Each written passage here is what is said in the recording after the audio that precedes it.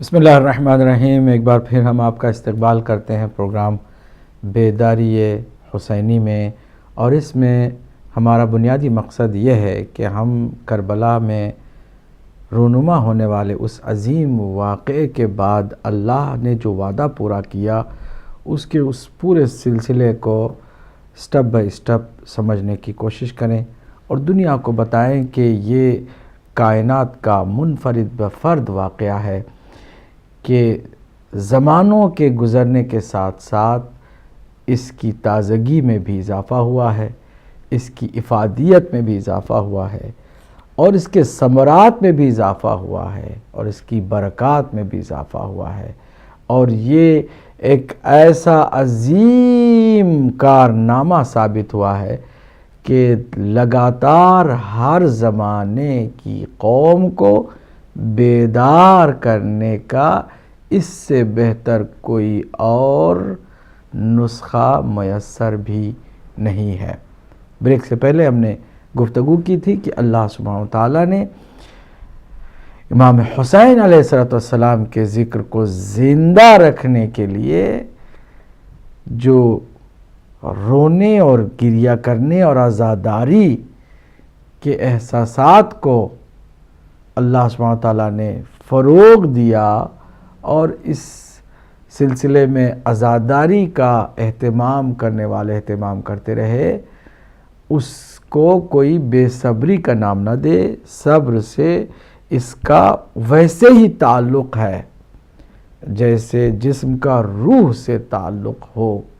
صبر کرنے والے ہی حقیقت میں مظلوموں کی حمایت میں ڈٹ جاتے ہیں اور ظالموں کی مخالفت میں ثابت قدم رہتے ہیں۔ ناظر و ناظرات، چند سوال آپ کی طرف سے آئے، میں آپ کے مزید سوالوں کے انتظار میں بھی ہوں۔ انشاءاللہ ہم تقریباً اس سلسلے کو 11 بجے تک لے کے جائیں گے۔ ہمارے سب سے محترم شاہ صاحب سید علی جان شاہ صاحب نے واٹفورڈ سے سوال کیا۔ پہلے تو درخواست کی کہ کیجئے سوال جو پروگرام ہے اس کو بحال کیا جائے، انشاءاللہ ہم کریں گے۔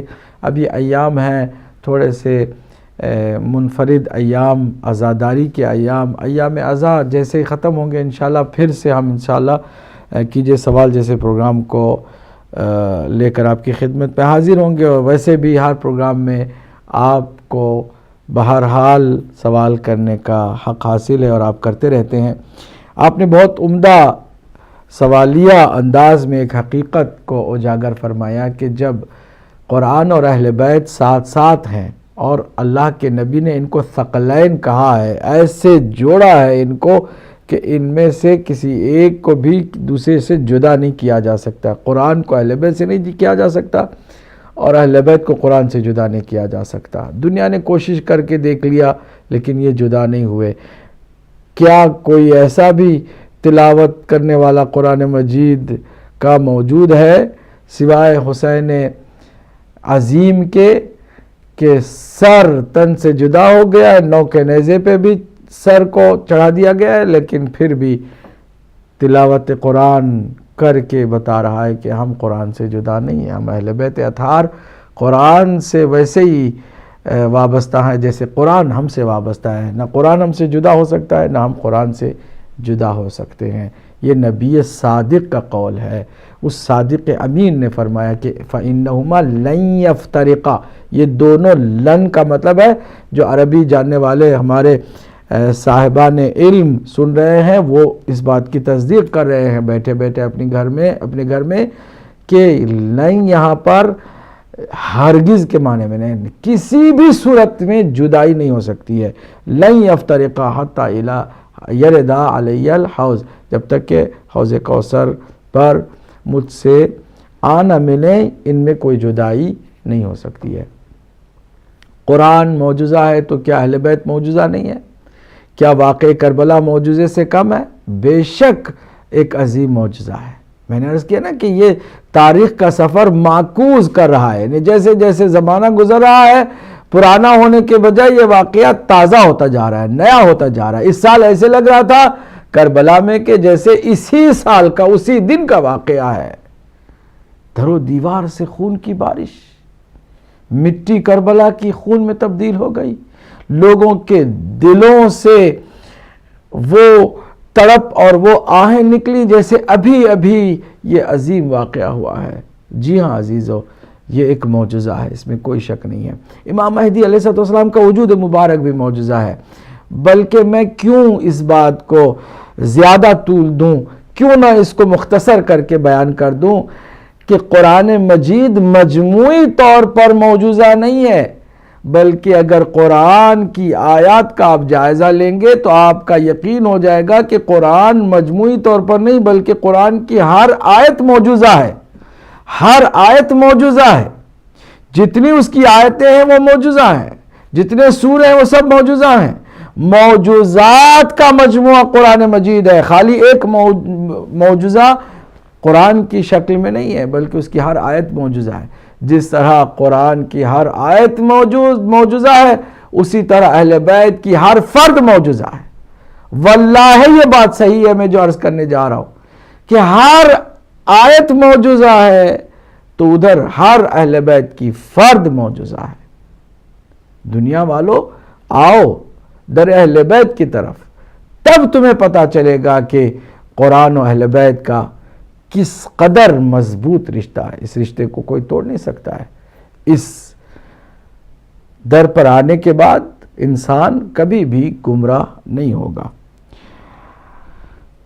آپ نے دوسرا جو سوال کیا میں اس کی طرف بھی آتا ہوں، لیکن میں کالر کو بھی شامل کروں۔ السلام علیکم ورحمۃ اللہ۔ وعلیکم السلام بھائی، میں پھر اپنے اسی سوال کے سلسلے میں نے فون کیا تھا۔ جی فرمائیے، سوال کیا تھا آپ کا؟ سوال جی علامہ صاحب بات کر رہے ہیں؟ السلام علیکم اللہ صاحب۔ جی وعلیکم السلام ورحمۃ اللہ، فرمائیے۔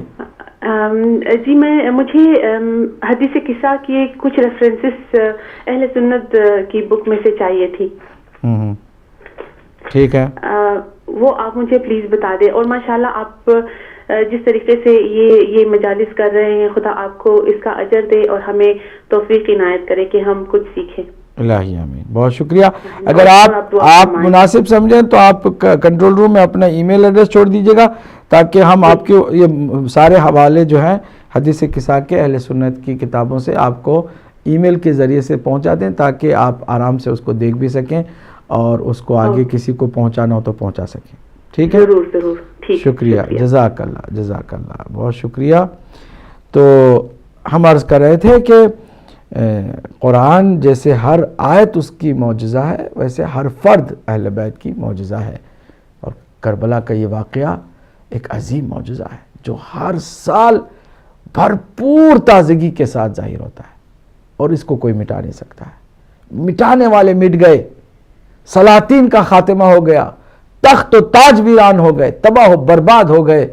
یزیدیت اگرچہ سوچ کے طور پر موجود ہے مگر فخر سے کوئی یزید کو اپنا امام کہتے ہوئے نظر بھی نہیں آتا ہے، اور اگر کہیں نظر آتا ہے تو دنیا اس کو تھو تھو کرتی ہے، جیسے آج داعش کو دنیا حقارت سے اور نہایت ہی نفرت سے دیکھتی ہے۔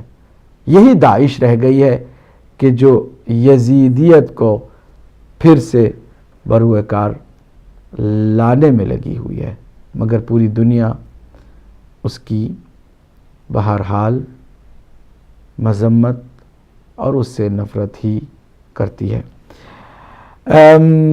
آگے سید مجاہد حسین صاحب نے، کالر کو شامل کروں پھر آپ سے مزید بات کریں گے۔ جی السلام علیکم رحمۃ اللہ۔ جی السلام علیکم۔ جی وعلیکم السلام، کون ہماری بہن ہے، کہاں سے ہیں؟ جی میں رباب بول رہی ہوں مانچسٹر سے، علامہ صاحب سے بات کرنی ہے۔ جی جی فرمائیے، آپ آن ایئر ہیں۔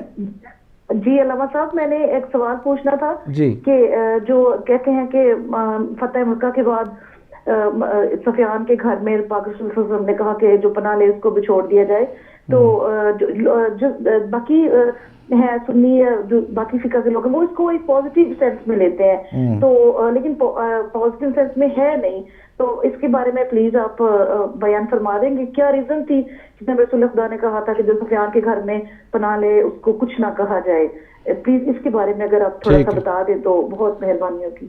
ٹھیک ہے، بہت شکریہ، اس پر ہم بات کریں گے. زبردست سوال ہے آپ کا بھی، انشاءاللہ اس پر بات کریں گے. دوسرے جو ہمارے کالر تھے بڑے محترم سید مجاہد حسین صاحب نے لندن سے، ایک سوال تو یہ کیا کہ ایک نئی گویا کہ مہم چلی ہوئی ہے کہ آپ زیادہ سوالات وہ نہ کریں کہ جن سوالوں کے جواب پانے کے چکر میں پڑیں گے تو شاید گمراہ ہو جائیں. میں کالر کو شامل کروں. جی السلام علیکم ورحمۃ اللہ. السلام علیکم محمد صاحب، کیسی ہیں آپ؟ الحمدللہ ماشاءاللہ، فرمائیے، خیریت سے ہیں؟ پہلے تو آپ کو سلام کرنا تھا.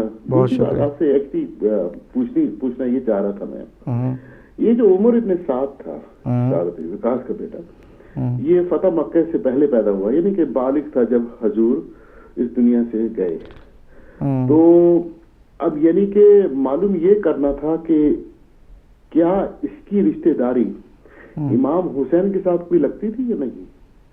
ٹھیک ہے، یعنی کہ اس کے اوپر تھوڑا فرمائیے پلیز، کیونکہ مجھے کچھ سننے میں ملا ہے کہ یہ امام حسین کے، میں کنفرم نہیں کر سکتا کہ یہ ہمزلف بھی تھے، مجھے نہیں معلوم یہ تھا. چلیے چلیے، تھوڑا فرمائیے. شکریہ. خدا.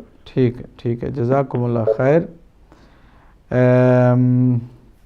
مزید کالر آئیں گے تو میں ان کو بھی شامل کروں گا، ساتھ ساتھ جواب بھی دیتا جا رہا ہوں. سید مجاہد حسین صاحب نے زبردست جو سوال کیے وہ یہ کہ آج کل یہ مہم بھی چلائی جا رہی ہے کہ سوال ایسے کیے ہی نہ جائیں، بالکل خاموش ہو جائیں، کیونکہ اس سے گمراہ ہونے کا خطرہ ہے. سوال یہ پیدا ہوتا ہے کہ آپ کو سوالوں سے ہی کیوں گھبراہٹ ہونے لگی ہے. یہ بنیادی سوال ہے. سوالوں سے وہی لوگ کتراتے ہیں یا تو پھر ان کے پاس جواب نہیں ہوتا ہے، یا جواب اگر ہوتا ہے تو جواب دینے سے سوال کرنے والے کو اپنے مکتب سے دور کیا جا رہا ہو اور کسی اور مکتب میں اس کو ڈالا جا رہا ہو، تو اس کا خوف ہوتا ہے. اس لیے اس بات سے منع کیا جائے. حالانکہ قرآن مجید نے ہمیشہ تدبر کا حکم دیا ہے، غور کرنے کا حکم دیا ہے. خاص کر اعتقادات میں آپ تقلید کر ہی نہیں سکتے کسی کی. آپ کو اجازت ہی نہیں ہے کہ اپنے عقائد کے معاملے میں آپ اندھی تقلید کریں. یہ تو شرعی مسائل میں ٹھیک ہے، جن کو آپ نے امام مان لیا، ٹھوک بجا کے مان لیا، تحقیق کر کے مان لیا، پرکھنے کے بعد مان لیا، تو پھر آپ جو وہ کہے اس پر چلیں، پھر آپ چونو چرا نہ کریں. لیکن پہلے مرحلے میں ماننا کیوں ہے؟ مجھے کیوں ماننا ہے کسی کو؟ اور اگر کسی کو نہیں ماننا ہے تو کیوں نہیں ماننا ہے؟ اگر ہم ان سوالوں کے بھی جواب دینے سے کترائیں تو اس کا مطلب یہ ہے کہ ہم اندر سے کھوکھلے ہیں. سیدھی سیدھی بات ہے. اب اگر جواب دینے والے جو کرتا دھرتا ہیں وہ خود مطمئن نہیں ہے تو پھر اپنے اس مکتب کا فاتحہ پڑھ دیں کہ جس مکتب کے صحیح ہونے پر آپ کو یقین نہیں ہے اور آپ کسی اور کو بھی اس کے سوال کے صحیح جواب دے کر قانع نہیں کر سکتے ہیں، تو آپ فاتحہ پڑھ لیں اپنے مکتب کا کہ وہ یقیناً صحیح نہیں. اگر صحیح ہوتا تو پھر آپ ڈٹ جاتے. ہمیں پوچھو، ہم سے بات کرو. خدا نخواستہ ہم یہ دعویٰ تو نہیں کرتے کہ ہم علم کل کے مالک ہیں، لیکن ہم اپنے عقائد کے بارے میں الحمدللہ ولہ المنہ مطمئن ہیں.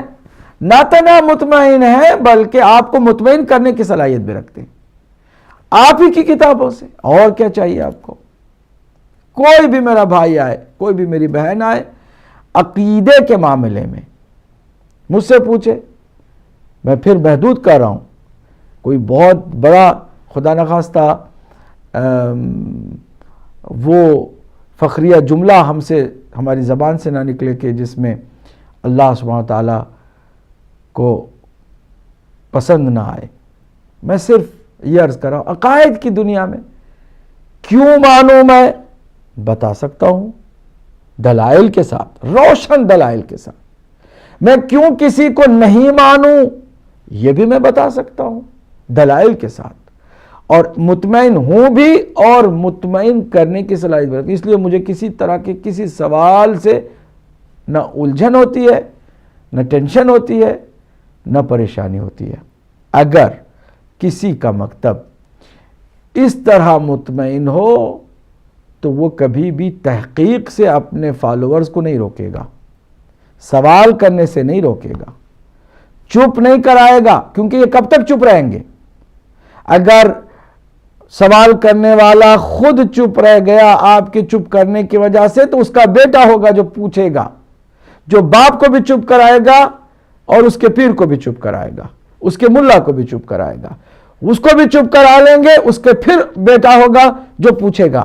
اس طرح کہیں نہ کہیں کسی نہ کسی موڑ پر حق ظاہر ہوگا اور حق کا بول بالا ہوگا۔ یہی وجہ ہے کہ آج جتنے بھی اس دور میں، خاص کر اگر میں اس فگر کے انتظار میں ہوں، ایک بڑی خوبصورت تحقیق کا آغاز ہم نے کیا ہے کہ اسی ایک محرم کے دنوں میں کتنے ایسے لوگ ہیں جو اہل سنت سے تشیع کی طرف آئے، مکتب اہل بیت میں داخل ہو گئے۔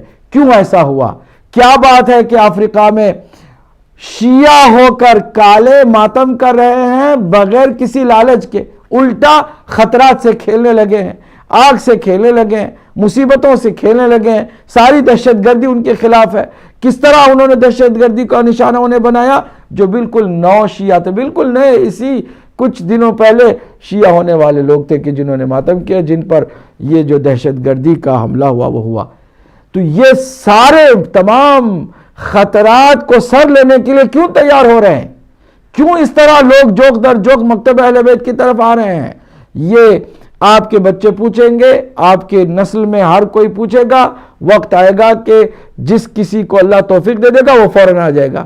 اس سے بہتر یہی ہے کہ انسان خود بھی کوشش کرے، دبا دبا کر ایک حق کو چھپائے نہ، مصیبت اپنے لیے مزید کھڑی نہ کر لے اور اپنی آخرت کو خراب بھی نہ کر لے۔ جھوٹ بھی کب تک آپ بولتے رہیں گے؟ کوئی بھی جھوٹ کا کب تک سہارا لیتا رہے گا؟ وقت آئے گا بھانڈا پھوٹ جائے گا، اور پھر پھوٹا ہے، لوگ دیکھ رہے ہیں، حیرانگی کی بات ہے۔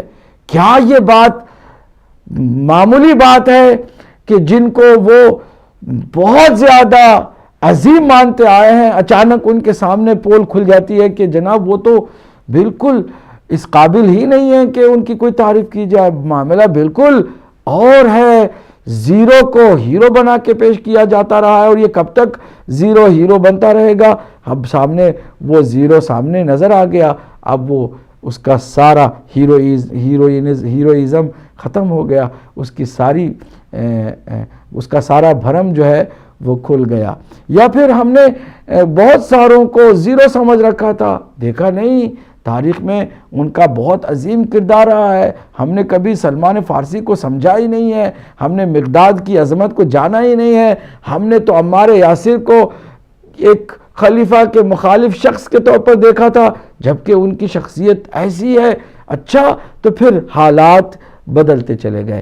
یہ میں آپ کی خدمت میں مختصر جواب دے رہا ہوں میرے بھائی، کہ جو لوگ سوال لینے سے، سوال کرنے سے، سوال سننے سے کتراتے ہیں، سمجھ لیں کہ وہ خود کہیں نہ کہیں اپنے مذہب کی کمزوری سے خوف کھاتے ہیں، گھبراتے ہیں، ڈرتے ہیں۔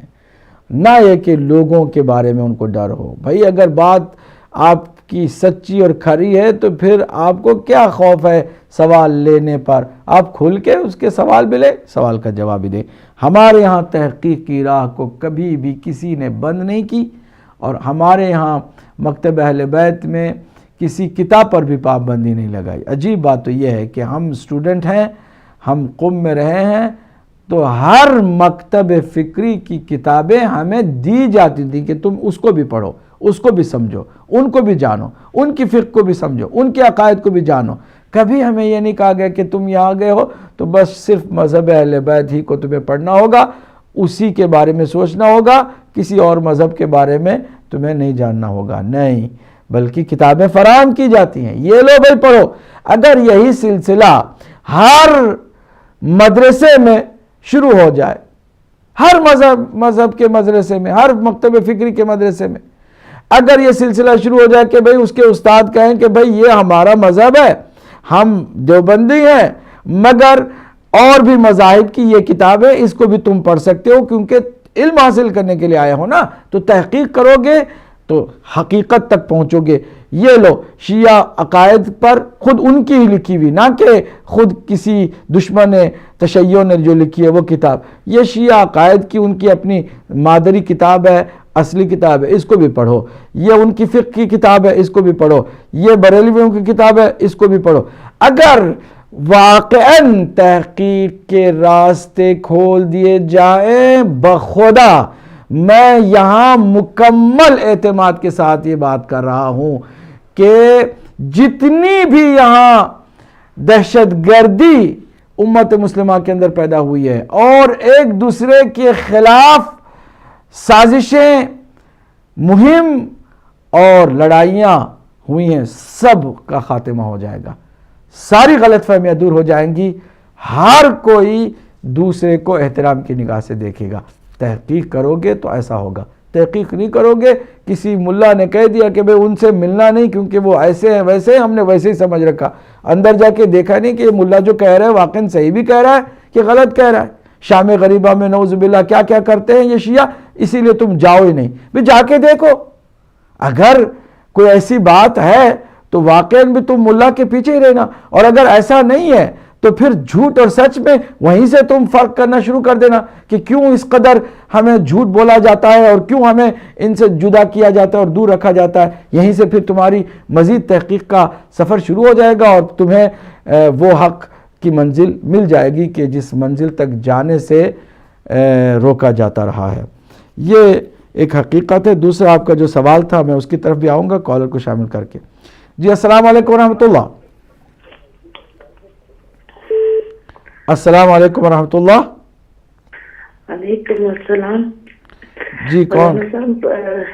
جی مولانا صاحب میں ایک اسٹوڈنٹ ہوں مکتب بیت کی، جی تو مجھے آپ سے اصل میں دو سوال کرنے بلکہ ریکویسٹ کرنی ہے۔ ایک تو یہ کہ جو شام غریبوں کے بعد جو شہدائے کربلا ان کی شہادت کے بعد باقی بچے ان کے بارے میں اتنی ہسٹری جو ہے نا وہ نہیں بتائی جاتی، بلکہ یوں کہہ سکتے ہیں کہ شام غریبوں کے بعد مجالس کا سلسلہ جو ہے وہ اتنا زیادہ نہیں مطلب سنا جاتا یا اتنا زیادہ نہیں بتایا جاتا ہسٹری۔ تو جو بچ کے شہدائے کربلا ان کی بھی ہسٹری ہر روز جو ہے نا وہ ہمیں اسی طریقے سے پلیز اگر آپ ٹی وی کے ذریعے سے اگر بتائیں تو مہربانی ہوگی۔ ٹھیک ہے۔ اور دوسرا سے مولانا صاحب یہ پوچھنا تھا کہ ویسے تو الحمدللہ سب مسلمانوں کا قرآن پاک ایک ہے، ہم سب پڑھتے ہیں، تو اگر آپ اہل تشریح کا ہمیں ایسا بتا دیں کوئی تفسیر قرآن جو کہ اہل تشریح کی ہو اور وہ ہمیں پڑھنے کے لیے زیادہ مطلب اپنے مذہب کو سمجھنے میں مدد مل سکے یا قرآن کو سمجھنے میں مدد مل سکے۔ بہت شکریہ مولانا صاحب۔ جزاک اللہ، جزاک اللہ۔ اوکے، تھینک یو سو مچ۔ شکریہ، اللہ آپ کو سلامت رکھے۔ ہماری بہن تھیں، نام بتایا نہیں، اور اگلے کال کو بھی شامل کرتے ہیں۔ جی السلام علیکم ورحمۃ اللہ۔ وعلیکم السلام ورحمۃ اللہ وبرکاتہ۔ ماشاء اللہ، فرمائیے شاہ صاحب، شاہ گل حسین شاہ صاحب۔ گل حسین کیا بول رہا ہوں میں نے دیکھا کہ آپ کے وہ نورانی چہرہ دیکھ کر میں یعنی کہ اتنا خوش ہوا کہ اللہ تو پنجن پاک آپ کی زندگی دراز کرے اور اللہ تعالیٰ آپ کی زبان کو اتنا یعنی کہ اتنی زیادہ یعنی کہ توفیق کرے کہ میں آپ سن کر تو بالکل ہی یعنی کہ اتنا خوش ہوا ہوں، میں کیا بتاؤں۔ مولا آپ کو سلامت رکھے، پاک آپ کی زندگی دراز کرے اور اللہ تعالیٰ آپ کے بچوں کی زندگی دراز کرے اور اسی طرح ان کو بھی اللہ تعالیٰ ایک علم کی دولت عطا فرمائے اور میرے لیے دعا کریں۔ بس میں بھی کوئی ٹھیک نہیں ہوں، اللہ آپ کو صحت دے، آپ کو شفا دے، اللہ آپ کا سایہ بچوں پر قائم رکھے۔ بہت بہت شکریہ، آپ نے دعا کی اور ہمیں حوصلہ دیا۔ جی اگلے کال کو بھی شامل کرتے ہیں۔ السلام علیکم ورحمۃ اللہ۔ ہلو السلام علیکم ورحمۃ اللہ. السلام علیکم مولانا صاحب, میں اعجاز چودھری بول رہا ہوں لوٹن سے. جناب فرمائیے. عالم آپ کو ہماری سرم پر سلامت رکھے, آپ کے علم میں اضافہ فرمائے. الہی میرا آمین. ایک چھوٹا سا سوال ہے, وہی جو ٹیپیکل یہ ابھی میں دوسرے ٹی وی پر دیکھ رہا تھا, ویسے میں نے چیک کیا تو وہی کہ رسول پاک کی 4 بیٹیاں ہیں. تو قرآن کی اس نے سورہ 22 سپارے کی اس نے بتایا ہے کہ یہ ادھر لکھا ہوا ہے کہ بیٹیوں کا, اور سورہ کافی کا بھی حوالہ دیا ہے. اس کے مطلب مولانا صاحب ذرا کہ تفصیل سے بتا دینا. ٹھیک ہے. آپ کو سلامت رکھے. وعلیکم السلام ورحمۃ اللہ, بہت شکریہ, اللہ آپ کو سلامت رکھے. اعجاز چودھری صاحب. جی السلام علیکم ورحمۃ اللہ. جی مولانا صاحب سے بات ہو سکتی ہے؟ جی جی بالکل ہو رہی ہے. آپ کو آپ آنر ہیں, فرمائیے کون سسٹر ہیں, کہاں سے ہیں؟ ہلو السلام علیکم. وعلیکم السلام, کون ہماری بہن ہے, کہاں سے ہیں؟ جی مولانا صاحب میں مسز رضوی بول رہی ہوں.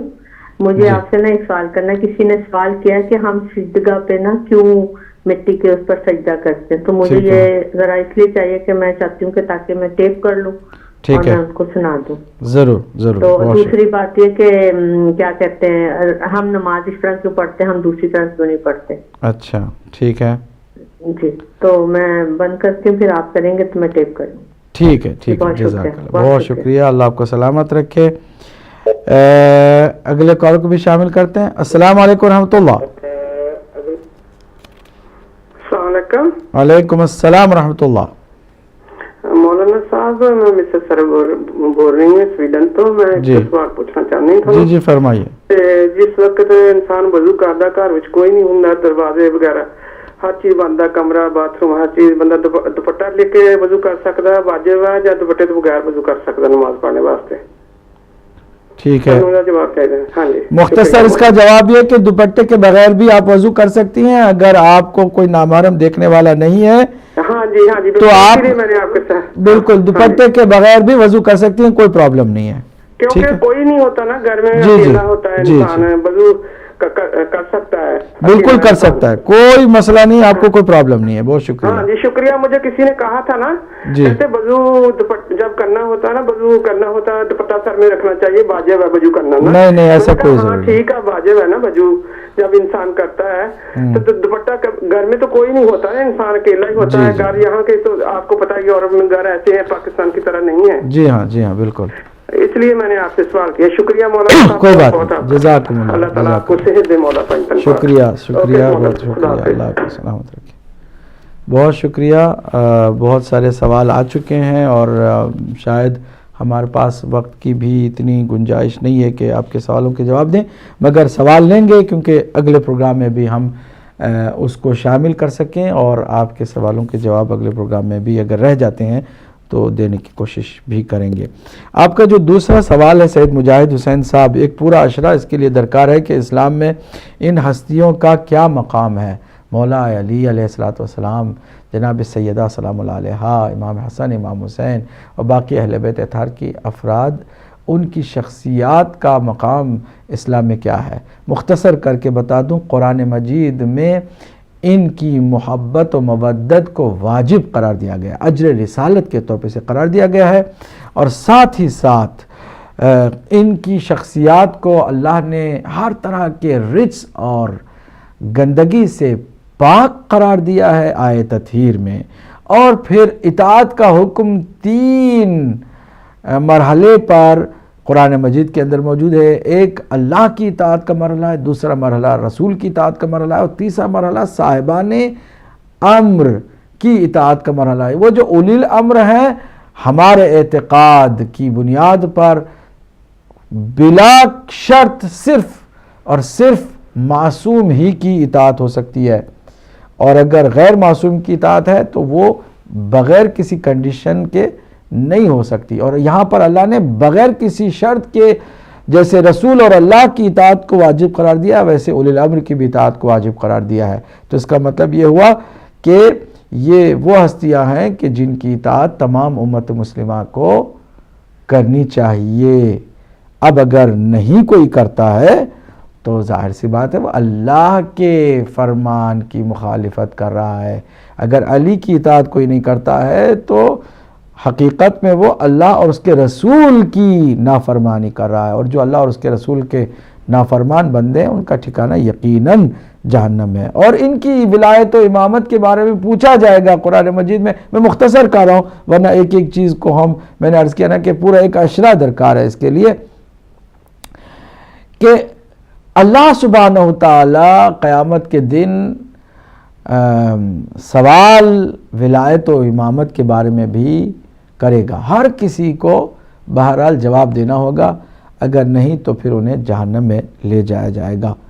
رضی حیدر زیدی صاحب نے ہردوار انڈیا سے حبیب ابن مظاہر کے بارے میں مزید پوچھا، وہ ساری داستان آپ کے علم میں ہوگی، کیونکہ ہر سال محرم میں حبیب ابن مظاہر کا سلام اللہ علیہ کا بھی بڑا ذکر ہوتا ہے۔ حضرت حبیب ابن مظاہر رسول اللہ صلی اللہ علیہ وسلم کے بھی صحابی ہیں، مولا علی علیہ السلام کے ساتھ بھی یہ رہے ہیں اور صحابیت کا حق ادا کرتے رہے۔ امام حسن مجتبیٰ کے ساتھ آخری وقت تک رہنے والوں میں آپ کا شمار ہے، اور آپ مولا حسین علیہ السلام کے بچپن کے ساتھی اور دوست ہونے کے ناطے بھی آپ کے ہم رکاب قرار پائے ہیں۔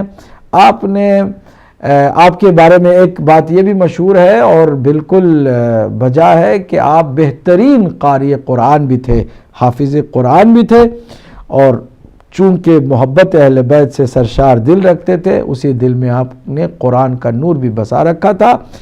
آخری دنوں میں فتنوں سے پرہیز کر کے آپ کوفے میں بس گئے، اور جب مولا حسین علیہ السلام کا خط گیا ایک قاصد کے ذریعے سے، تو آپ نے اس خط کو پڑھنے کے بعد ہی لبیک کہا، اور پھر اس پرآشوب دور میں بھی کوفے سے بچ بچا کر نکلے اور کربلا تک پہنچے، اور کربلا میں آپ کی جو شہادت ہوئی جس پر امام حسین علیہ السلام نے گریہ فرمایا، اور عظیم شخصیت ہے۔ ہم سلام پیش کرتے ہیں تمام شہداء کو، اور خاص کر حبیب ابن مظاہر کو۔ میں کالر کو شامل کرتا ہوں، پھر دیکھتا ہوں کہ جی کال ڈراپ ہو گئی ہے، کوئی بات نہیں ہے۔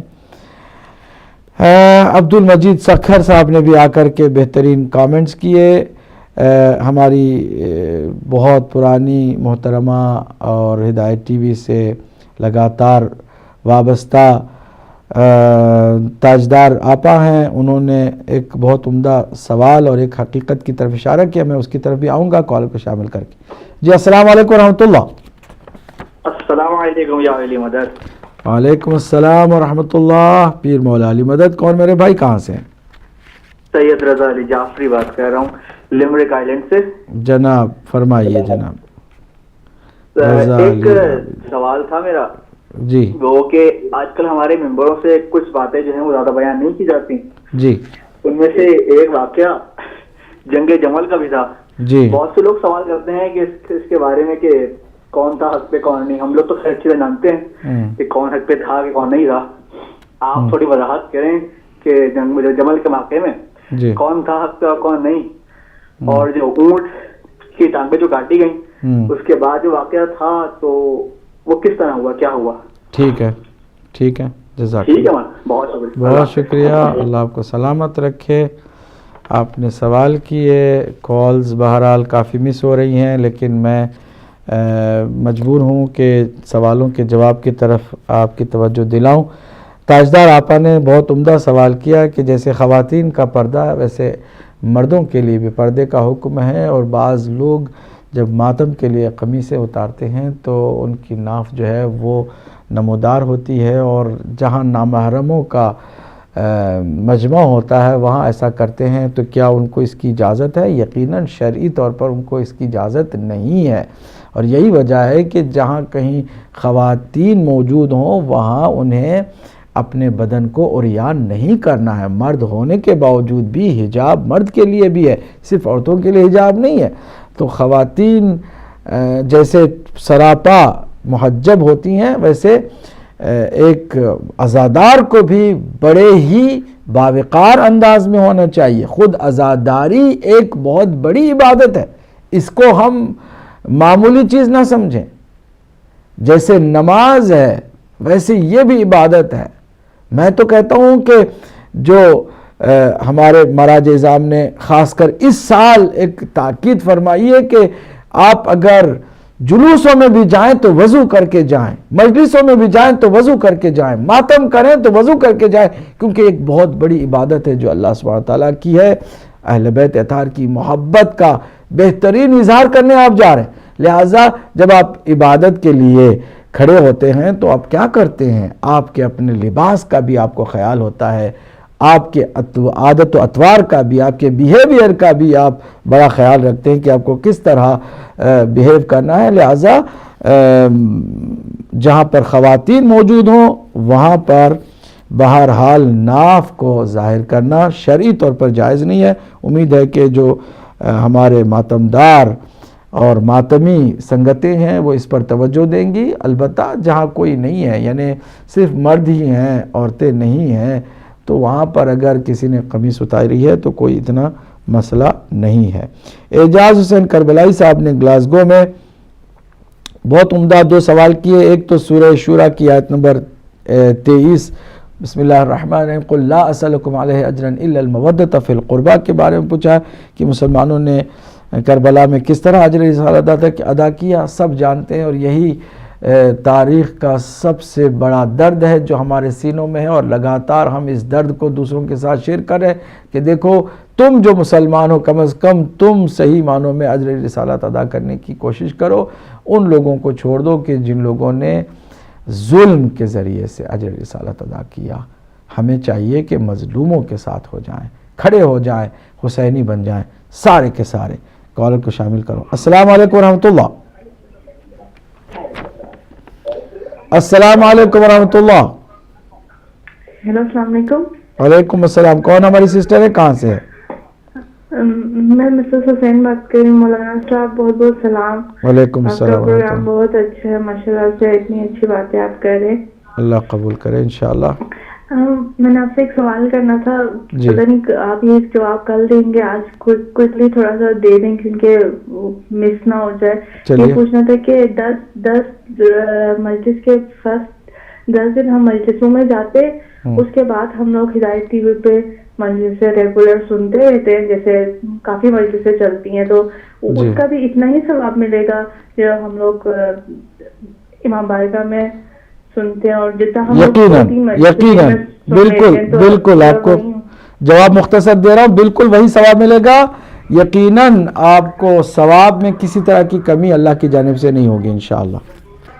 بہت شکریہ۔ وہ ہم گھر میں کام کرتے ہوئے بھی کبھی سن لیتے ہیں، تو اس میں کوئی بات تو نہیں ہوتی؟ نہیں، کوئی بات نہیں ہے، کوئی مسئلہ نہیں ہے۔ البتہ جب کبھی مصائب کا آغاز ہو رہا ہو تو آپ اگر ٹائم نکال کے بیٹھ جائیں اور تھوڑا بہت آنسو بہائیں تو وہ بہت ہی اچھا کام ہوگا۔ بہت شکریہ آپ کا، جزاک اللہ۔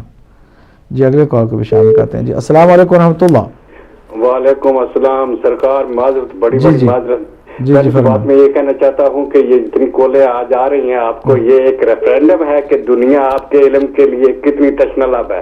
مولا آپ کو سلامت رکھے۔ تشنہ ذہن ہے۔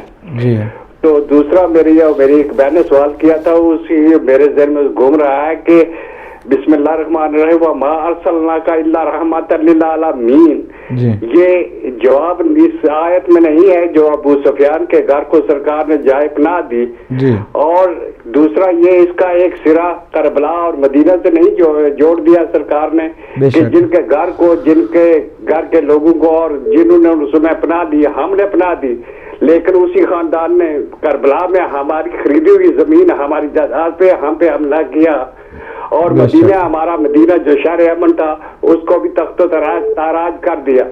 تو جو لوگ آج ان لوگوں کی تعریفیں کرتے ہیں ان کو کوئی خیال ہونا چاہیے اس بات سے کہ وہ رسول کے خلاف جا رہے ہیں، رسول کی جو ایک شرافت تھی اور جو رسول کی شرافت کو جنہوں نے اس دنیا میں اس کی اولاد کو قتل کیا، شرافت کو نہیں سمجھا، ان کی تعریف کیسے ہو سکتی ہے؟ بے شک، شکریہ، جزاک اللہ۔ کالرز کا سلسلہ لگاتار ہے۔ جی اگلے کال کو بھی شامل کرتے ہیں۔ السلام علیکم ورحمۃ اللہ۔ السلام علیکم ورحمۃ اللہ۔ جناب آپ آن ایئر ہیں، جو بھی ہیں آپ، چلیے میں اگلے کال کو بھی شامل کروں۔ السلام علیکم ورحمۃ اللہ۔ وعلیکم السلام ورحمۃ اللہ قبلہ. جناب آپ صاحب مقصود حسین سید جناب مقصود حسین سید صاحب فرمائیے. میں معافی چاہتا ہوں, میں سچی بات کہتا ہوں کہ کرتے ہم اپنی مرضی ہیں لیکن پوچھتے ہیں مسائل علماء سے. سچی بات یہ ہے کہ ہم نے ایک پری کنسیوڈ آئیڈیا لیا ہوا ہے, اس پر کام کرتے ہیں. میں عرض یہ کر رہا تھا کہ نماز میں کیوں مستورات کو مردوں کے برابر کھڑا ہونے کی, ایک صف میں کھڑا ہونے کی اجازت نہیں ہے, اور ماتم میں کیوں مردوں کے دستہ کے ساتھ ساتھ خواتین جاتی ہیں؟ یا تو اس پہ بھی پابندی ہونا چاہیے کہ خواتین جائیں ہی نہ, یا مرد الگ سے ماتم کریں, لیڈیز الگ سے ماتم کریں. جہاں تک زنجیر زنی کا تعلق ہے سینہ کوبی کا, اس میں ظاہر ہے کہ زنجیر مارتے وقت کبھی قمیض پہنی نہیں جاتی. اس کی وجوہات ہیں, کپڑا کٹ کے زخم میں پھنس جاتا ہے. اگر ایسا سینوں کو بھی اسی کی ایک حالت ہے, ہم ایک بات کو لے کر کیوں بیٹھے ہوئے ہیں؟ میں سمجھتا ہوں میں کوئی اس پوزیشن میں نہیں ہوں کہ میں فتویٰ دے سکوں, لیکن میں اتنا ضرور کہوں گا, میں چونکہ تھوڑا بہت تاریخ کا مطالعہ کرتا رہتا ہوں, جتنا سینہ کوبی اور ماتم نے یاد حسینی کو, کربلا کے واقعہ کو یاد رکھا ہوا ہے, اتنا تاریخ نے نہیں رکھا. تاریخ کا مقابلہ سینہ کوبی سے ہوتا رہا ہے, اور یہ سلسلہ اگر ہم بند کر دیں گے, یزید یہی نہیں, بند نہیں کرنے کی بات ہو رہی ہے, بند نہیں کرنے کی بات ہو رہی ہے. ان کا ایک سوال یہ تھا کہ تھوڑا بہت اگر لباس کا بھی خیال رکھا جائے, اگر خواتین ہو تو کوئی ایسی بات نہیں ہے, کوئی ماتم بھی ہو, سینہ کوبی بھی ہو اور سلسلہ بھی ہو. ظاہری سوال یہ ہے کہ پھر کیوں نماز میں اگر اکٹھا نہیں, عورتیں اور مرد اکٹھے ایک صف میں کھڑے نہیں ہو سکتے, تو ماتم میں کیوں؟ یہ ماتم اور اس میں تھوڑا سا فرق یہ ہے کہ نماز اور بات ہے کہ نہیں ہے. جی بالکل, آپ کا سوال پہنچ گیا, اور آپ کی انشاءاللہ جزاکم اللہ. میں یہاں پر مختصر کر کے آپ کی خدمت میں عرض کر دوں کہ ماتم میں ہم یہ نہیں کہہ سکتے کہ جیسے نماز میں ایک صف میں خواتین اور مرد نہیں کھڑے ہو سکتے, ماتم میں بھی خواتین جو ہے وہ شامل نہ ہوں. کیوں؟ اسے کہ ماتم ایک ایسی عبادت ہے کہ جو احتجاج کے لیے ہے. احتجاج میں مرد بھی آئیں اور عورت بھی آئے, کوئی حرج نہیں ہے, لیکن تھوڑا سا لحاظ رکھا جائے, شرعی نکات کو بھی سامنے رکھا جائے, اور جہاں کہیں خواتین موجود ہوں بدن کی نمائش کو کسی حد تک جو ہے کم کیا جائے. اور یہ بات کوئی ایسی بات نہیں ہے کہ جس سے کسی کو پریشان ہونے کی ضرورت پڑے یا کوئی کسی کو روکنے کی بات کر رہا ہے. صرف یہی ہے کہ جہاں کہیں زور سے ماتم ہوتا ہے, ہاں جہاں آپ کی بات ہے زنجیر زنی وغیرہ کی, ویسے بھی سڑکوں پر ان ملکوں میں اس کی اجازت نہیں ہے. آپ کسی بند کمرے میں یا بند حال میں آپ کرتے ہیں تو وہ تو پھر وہاں خواتین نہیں ہوتی ہیں. لیکن جہاں عام سڑکوں پر ماتمی آتے ہیں اور خواتین بھی وہاں پر آ جاتی ہیں, ناگزیر خواتین وہاں پر آ جاتی ہیں, کیونکہ یہاں نماز کا جیسا مسئلہ نہیں ہے, یا احتجاج کی بات ہے, احتجاج میں خواتین بھی شامل ہوں, مرد بھی شامل ہوں, کوئی حرج نہیں ہے. وہاں پر تھوڑا سا شرعی پردے کا بھی اہتمام کیا جائے, یہ ان کی بات تھی, اور یقیناً آپ کو اس میں کسی طرح کی کوئی پریشانی نہیں ہونی چاہیے. کالر کو شامل کروں. السلام علیکم ورحمۃ اللہ. چلیے کالز لگتا ہے کہ ڈراپ ہو گئی ہیں, مجھے جلدی آگے بڑھنا ہے, میرے پاس صرف کچھ ہی منٹ رہ گئے ہیں, میں آگے تیزی سے بڑھوں. اعجاز حسین کربلائی صاحب نے ایک اور سوال کیا تھا کہ پانی پینے پر ہمیں کہا گیا کہ مولا حسین علیہ السلام کی پیاس کو یاد رکھا جائے اور یاد کر کے پانی پیا جائے, پھر آہستہ آہستہ پھر جب گھونٹ لے لیں 3 تو پھر الحمدللہ بھی کہا جائے, شکر خدا بھی کیا جائے. تو اس کا اجر کیا ہے؟ دیکھیے اجر تو عظیم ہے. اجر کا تعلق آپ کی نیت سے جڑا ہوا ہے. اگر آپ پیاسوں کی یاد میں پانی پیتے ہیں تو اللہ سبحانہ وتعالیٰ آپ کو جام کوثر سے یقیناً سیراب فرمائے گا. یہ احادیث بہت ساری ہیں, میں اس وقت ٹائم نہیں ہے کہ میں احادیث کو من آپ کی خدمت میں پیش کروں, لیکن آپ کو جام کوثر سے سیراب کیا جائے گا, آپ کو شہداء کربلا کے ساتھ بھی محشور کیا جائے گا انشاءاللہ المستعان. ایک مومنہ ہے, انہوں نے نام نہیں بتایا, حدیث قصہ کے حوالہ جات مانگے. اہل سنت کی کتابوں میں بہت سارے حوالے جات ہیں, میں نے ان سے کہا تھا کہ ای میل چھوڑ دیں, تو امید ہے انشاءاللہ انہوں نے چھوڑا ہوگا, ہم ان کی جواب ای میل کے ذریعے سے دے دیں گے. ہماری ایک سسٹر تھی رباب منچسٹر سے, انہوں نے پوچھا ابو سفیان کے گھر میں پناہ پانے کی بھی جو حضور کی تدبیر تھی، اس کے پیچھے کیا راز تھا. کچھ لوگ اس کو مثبت لیتے ہیں کہ بہت بڑی بات ہے کہ جہاں پر جائے وہ پناہ پا جائے. جناب پورے مکہ کے لوگوں میں تمام مشرکوں کا جو سرغنہ تھا وہ ابو سفیان تھا. اب یہ کتنی ہی عظیم بات ہے. یہ تو تدبیر اور حکمت کو سلام کرنا چاہیے نبی مکرم کی. خوبصورت ہمارے شاہ صاحب نے آ کر اپنی طرف سے دو چار خوبصورت باتیں بھی کہی ہیں، ان کی میں تائید بھی کروں، ساتھ میں اضافہ کروں. آپ اپنے کسی گاؤں میں یقیناً دیکھ چکے ہیں کہ کلاس میں اگر کوئی بہت زیادہ بدماش ہوتا تھا تو ٹیچر اس کو کلاس کا جو ہے وہ مانیٹر بنا دیتا تھا تاکہ اس کو قابو میں رکھا جائے، اس بدماش لڑکے کو قابو میں رکھا جائے. خود ابو سفیان تمام مشرکین مکہ کا سرغنہ تھا. حضور نے اس کو قابو میں رکھنے کے لیے سب سے پہلے یہ اعلان کر دیا. دوسری تدبیر اس کے پیچھے یہ تھی کہ ابو سفیان کے گھر کی طرف پناہ لینے کے لیے وہی لوگ جائیں گے کہ جو دل سے مسلمان نہیں ہونا چاہیں گے، کیونکہ فتح مکہ میں جب اسلام کو پیش کیا گیا تھا تو زبردستی تو نہیں کہا گیا تھا کہ تم مجبوراً جو ہے کلمہ پڑھو، لیکن حالات کچھ ایسے ہو گئے تھے کہ لوگوں کو مجبوراً بھی کلمہ پڑھنا پڑا، کیونکہ انہیں ایسے روب و دبدبے میں اللہ نے گھیر لیا تھا کہ کوئی اور چارہ نہیں تھا. تو اب وہاں پر کچھ لوگ جو سیدھے رسول اللہ کی خدمت میں آ گئے، خانہ کعبہ میں پناہ لینے کے لیے آ گئے، ان کے دل و دماغ میں کوئی بات پہلے سے نہیں تھی، کلیئر ہو گیا، جیسے بھی تھا آ گئے اور وہ دل سے مسلمان ہو گئے.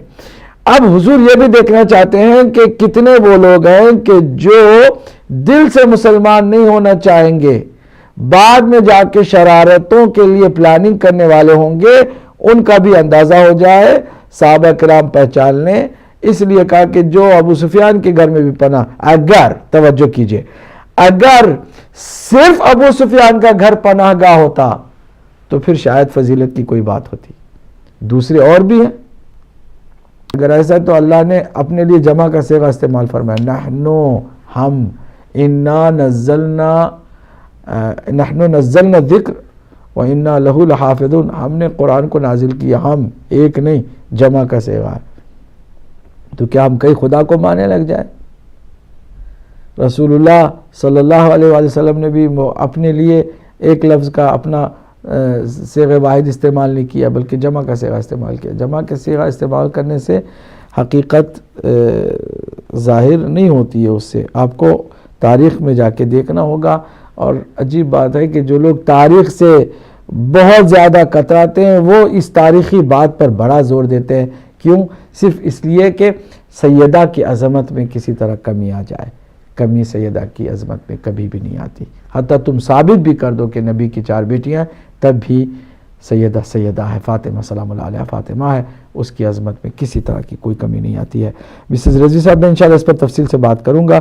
مسز رضوی صاحبہ نے پوچھا کہ سجدگاہ جو ہم کرتے ہیں، جی ٹائم ہمارا ختم ہوا چاہتا ہے، میں ذرا جلدی ان کا بھی جواب دے دوں مختصر، کہ ہم توجہ سے یہ سنیں مسز رضوی صاحبہ، کہ ہم مٹی پر یا مٹی سے مربوط ہر اس چیز پر کہ جو کھانے پینے اور پہننے کے استعمال میں نہ آتی ہو، سجدہ کرنے کو ضروری سمجھتے ہیں. کیوں؟ اس لیے کہ یہی سنت نبی ہے. نبی مکرم نے ہمیشہ مٹی پہ سجدہ کیا، یا ڈھیلے پر جو مٹی سے ہی بنتا ہے، یا پتھر پر جو مٹی سے ہی ہے، یا چٹائی پر کہ جو کھجور کی پتیوں سے بنی ہوئی ہوتی تھی. حضور اکرم صلی اللہ علیہ وآلہ وسلم نے ایک ضعیف روایت سے بھی ثابت نہیں ہے کہ کسی کپڑے پر، کسی فرش پر، کسی قالین پر سجدہ کیا ہو. تو سوال ہم کو کرنا چاہیے کہ آج امت مسلمہ کیوں رسول کی سنت کو بھلا کر بیٹھی ہوئی ہے؟ ہم سے یہ کیوں پوچھتی ہے کہ ہم مٹی پر کیوں کرتے ہیں؟ مٹی پر اس لیے کرتے ہیں کہ حضور مٹی ہی پر سجدہ کیا کرتے تھے. اب رہی بات وہ جو مٹی کی ٹکیا بناتے، ظاہر سی بات ہے ہر جگہ پر مٹی نہیں ہوتی میسر کہ ہم اس پر سیدھے سیدھے سجدہ کر دیں ڈائریکٹ، اس لیے گھروں میں اس کی جو مٹی کی ٹکیا ہے وہ بناتے ہیں تاکہ سجدہ ہم جب کریں تو مٹی پر ہی سجدہ ہو۔ البتہ ٹکیا بھی اگر مٹی ہی پر سجدہ کرنا ہے تو بہترین مٹی کو کیوں نہ چنا جائے، مدینے کی مٹی مل جائے، کربلا کی مٹی مل جائے، نجف کی مٹی مل جائے، بیت المقدس کی مٹی مل جائے، زیادہ اس میں ثواب ہے، کیونکہ سرزمینوں کی بھی بڑی تاثیر ہے، بڑا اس کا مقام ہے۔ مدینے کی مٹی، نجف کی مٹی اور ان تمام مٹیوں میں خود سرکار دو عالم کے قول کے مطابق جس تربت کو اللہ نے اس کی ایک مٹھی کو جبرائیل کے حوالے کیا تھا، جس کو جبرائیل امین نے سرکار دو عالم کے حوالے کیا تو سرکار دو عالم نے جناب ام سلمہ کے حوالے کیا تھا اور فرمایا تھا کہ جب اس مٹی کو خون میں تبدیل ہوتے ہوئے دیکھو تو سمجھ لو کہ میرے حسین کو شہید کر دیا گیا۔ اتنی عظیم مٹی جس کو خاک شفا کا درجہ حاصل ہے، اس کو اگر ہم سجدے کے لیے چن لیتے ہیں تو یہ ہماری اپنی سعادت ہوگی، ورنہ کسی بھی جگہ پر مٹی پہ سجدہ جائز ہوگا، اور اسی لیے ہم مٹی پہ سجدہ کرتے ہیں کہ نبی کی سنت ہے۔ آپ نے دوسرا سوال یہ کیا کہ نماز ہم اس طرح کیوں پڑھتے ہیں ہاتھ کھول کر، چونکہ نبی مکرم ہاتھ کھول کے نماز پڑھتے تھے۔ ہمارے پاس دلائل صحیح السند کے ساتھ موجود ہے، میرے پاس اس وقت ٹائم نہیں ہے ورنہ میں آپ کے سامنے وہ دلائل بھی پیش کرتا، لیکن ہاتھ باندھ کر کس طرح ہاتھ باندھا جائے، کہاں پر ہاتھ باندھا جائے، اس کے اوپر ایک بھی سیاہ ستہ میں حدیث موجود نہیں ہے۔ ٹائم ہمارا تمام ہوا اور سوالات رہ گئے، ہم نے اس کو نوٹ کیا ہوا، انشاءاللہ اگلے پروگرام میں کچھ سوال جو رہتے ہیں ان کے جواب دیے جائیں گے۔ اپنا خیال رکھیے گا، اگلے پروگرام تک کے لیے ہمیں اجازت دیجیے گا۔ اللہ آپ کا حافظ و ناصر ہو۔ والسلام علیکم ورحمۃ اللہ وبرکاتہ۔